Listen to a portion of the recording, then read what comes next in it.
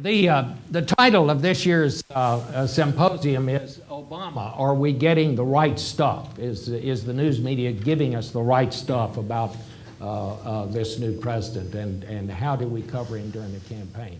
Is the media doing its job?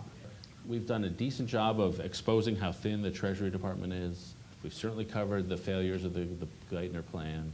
I think we've covered that stuff. So I think on balance, now I'm someone who believes the media has a leftward tilt. I think 90% of the reporters vote Democratic. I think the media would be different if 90% voted Republican. It just would look different. But so far, for all the adulation, which I think is there, I do think there has been a level of scrutiny on things like Geithner, things like stimulus. When David says it would look very different if it were Republican, really? I think it would look pretty much the way it looks now, which is a lot of pretty self-satisfied, solidly middle class or upper class white guys deciding what the news is based on their backgrounds and where they came from. That's what determines what's on page one. And the stories they don't see are the stories that don't get told, and that's the true tragedy. The press corps has, and this is our dirty little secret, we have an enormous winner bias. That is, whoever wins, we are convinced that person in his or her campaign was masterful, was run by people with IQs of 200, and is really going to change the direction of the country. You'll recall there was a fellow from Texas 4 or 5 years ago named Karl Rove, who was called a genius.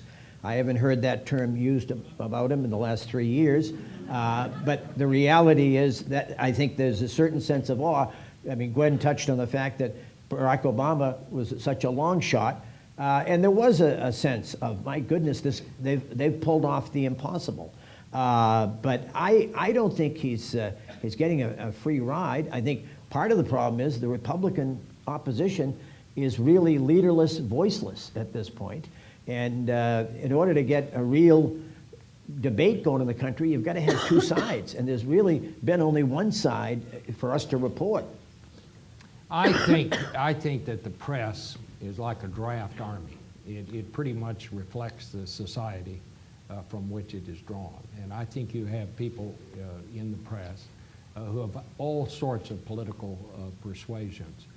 But I also believe that 98% of the people covering the news are driven not by ideology and not by some sort of an agenda, but simply by the simple feeling of trying to find out what happened, to go after the story. And that's, David said somewhat the same thing. I haven't run into many reporters who smelled a good story and decided not to go after it because it didn't fit into their political view. Now, I'm sure there have been some along the way, but most of the time, I think it's overwhelmingly most of the time, what motivates reporters is to go after the story and to get the story before their competitor gets it, and to put it in some kind of language that the people they're reporting for understand. Has he bitten off more than he can handle here, Mark? And I mean, one of the things in talking about how we're covering Obama and are people getting the right picture of it, he's doing an enormous number of things all at the same time. That's the part that I sense that when you just stop and think of how many things he's trying to deal with at one time. And I think most of them because he has to. I think investors basically feel like national security is of utmost importance. So they're willing to embrace Afghanistan.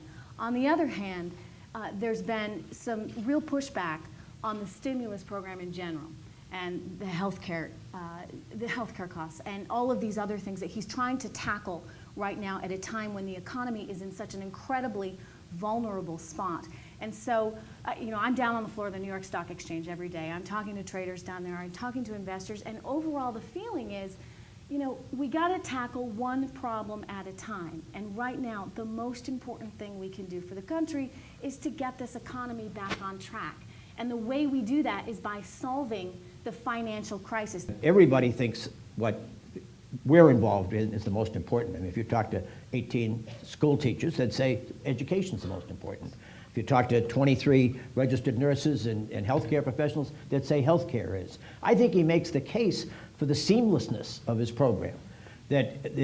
saving the economy, saving America, at a time when most Americans are quite anxious, as David put it, about our future, and Gwen touched on it as well from her own travels, it requires health care and energy and education as well as the economy. And they aren't mutually exclusive. If anything, there's a symbiosis. You know, I think you can't accuse him of being bashful or not being ambitious in his agenda. And you know, to me, it makes logical sense.